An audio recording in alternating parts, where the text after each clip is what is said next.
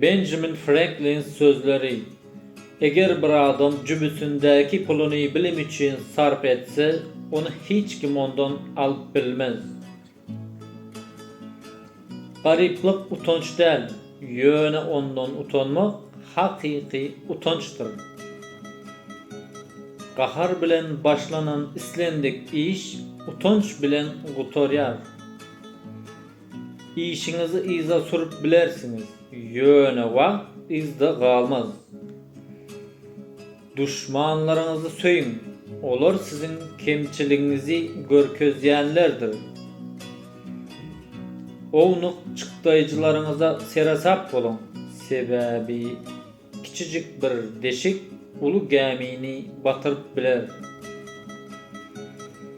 Ajaýyp pikirlerden ajaýyp hereketler gowudur.